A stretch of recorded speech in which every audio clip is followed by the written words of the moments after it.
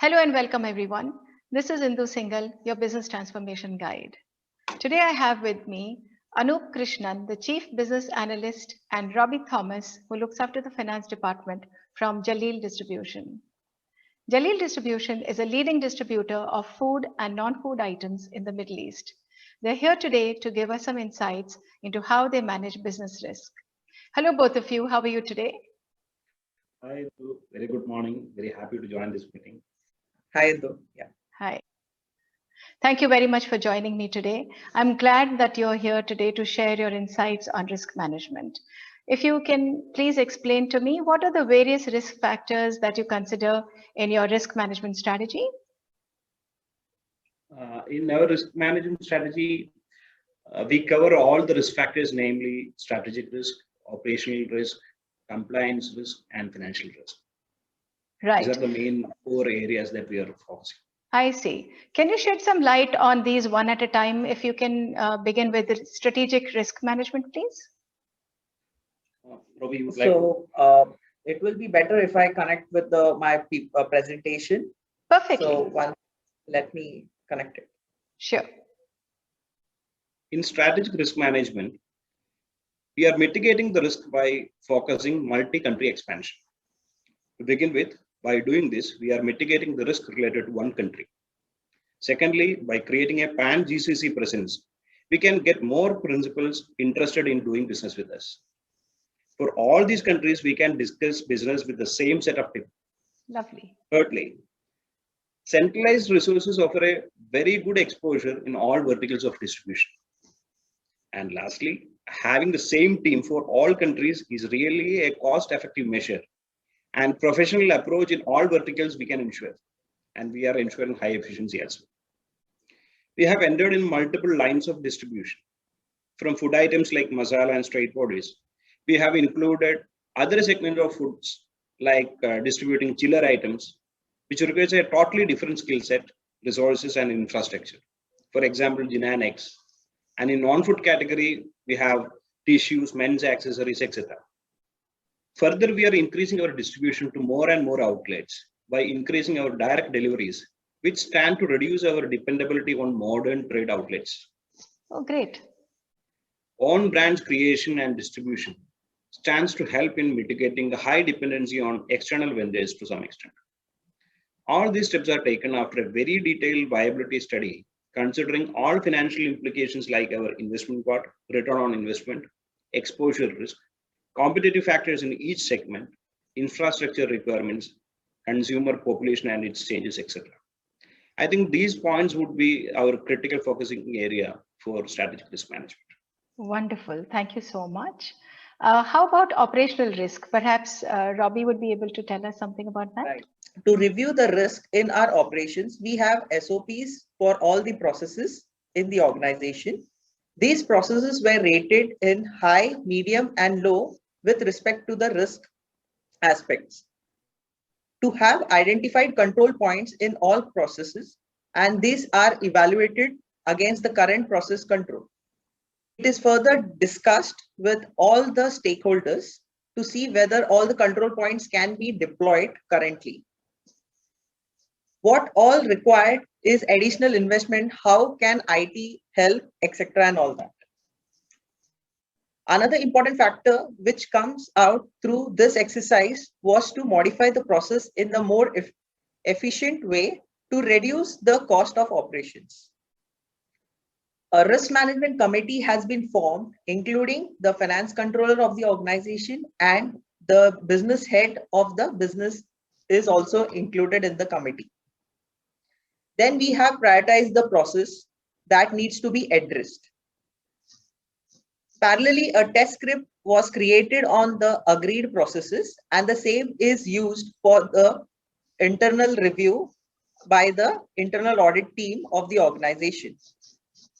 So adding to that, I'll just share you with the risk control matrix template for additional help, like how we maintain that in our organization. The template that we are using for risk control metrics, RCM template, that's being shown here. The first column would be the processes, like say trade procurement, accounts payable, that would be a process. and a unique number has been given against each process. That is the column number 2, control reference. Then in each process, there will be a sub-process. There could be one or more sub-process could be there, like in trade procurement, PO creation, then creating a GRN. So multiple sub-processes will be there against a process. Then in the risk description, what is the financial risk associated with that particular process is being captured. Then whether that risk is high, medium or low category, that is being shown in the risk rating column. Then what we have done is that we have done a walkthrough of all these processes throughout the organization. And whenever there is a design gap is noted, that is being recorded in that particular column. Then next column is the control point is. So for any process, what should be the ideal control points that should be present in the organization is shown in the next column. So there could be multiple control points against say one particular process. So we may be noting say total 5 action points are required against this process. Then how many of them are complied in the organization is shown in the next column. How much is to be complied, balance to be complied column will show. Then if it is not being followed, what in the organization could go wrong is being shown in the next column. So this kind of risk control metrics will be given to the business head, and the business head will be giving a response against each and every point. The business may come out with a suggestion that in the current situation, the suggestion what is being put forward is not a cost-effective one. They may revert with such type of a comment. In that case, the committee which we were talking about a bit earlier, that committee who is responsible for managing the risk of the total organization, they will go through that comments and they will come with their review points. Okay. And of course, they will be suggesting whether any technological advancement or support can implement that particular control. They will suggest that as well. Right. And the BA, what we are showing here is the business application team. They are doing our IT related support controls. Okay. So their observation are also being taken into this particular format. Right. And finally, the total, the resolved points definitely need not be taken to the MD. And the pending points only will be getting to the MD's table. And he will give his final comments on that particular thing. Correct. And his comments will be shown as the decision.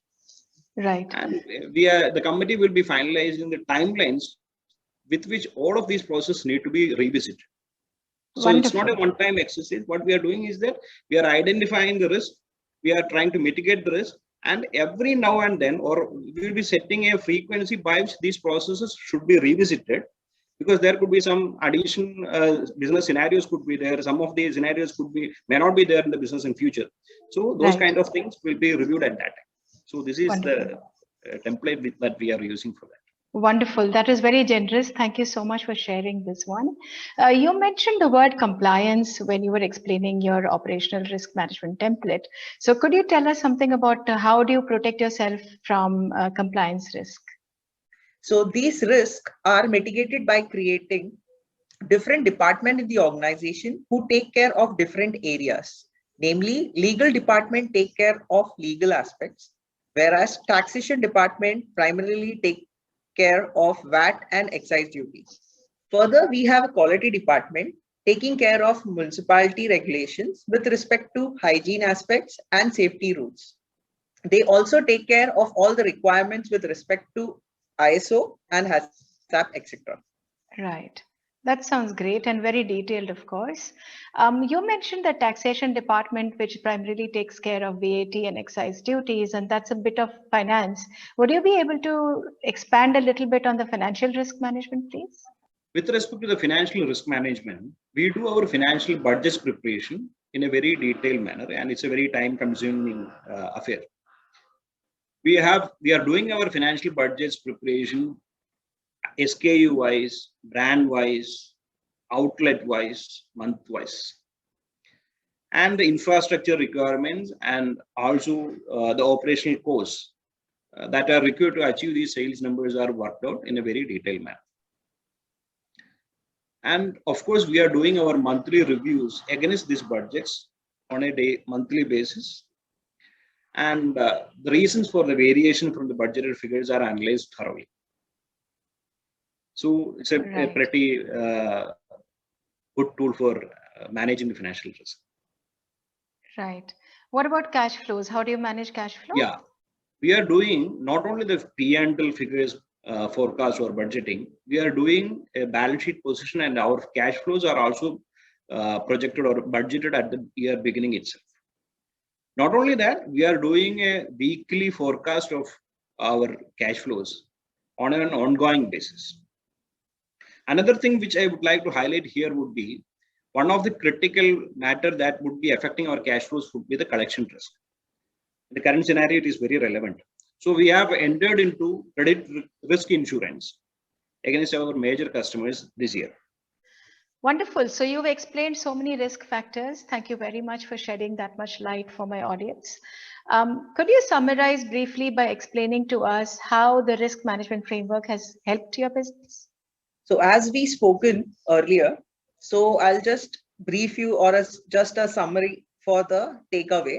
It's like our robust credit management and credit insurance has helped to keep our collection loss to nil. Our close monitoring cash flow helped us to reduce our investments, which otherwise could have been much more considering the growth in sales. Since all the new brands acquisition and coverage expansion were after detailed feasibility studies, the results are at par with the expectation.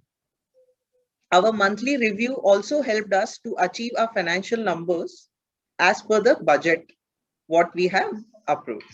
Wow, that's wonderful. And how do you ensure that this risk management framework is always updated? Yeah. See, while creating the RCM framework, I think I have mentioned earlier also, what we have done is that we have set timelines to review each process. That is also being defined. If there is any change to the particular process, then it has to be changed then and there. If there is no change, then the time period with which we will be just revisiting each and every process is also being defined. And there is a central committee and there is a central custodian of all these SOPs. So if at all there is any change to any process, there is a process to change the process itself.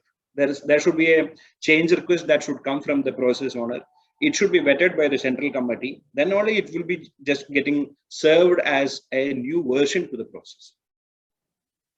And every process owner has been given a target to improve X number of processes in his area.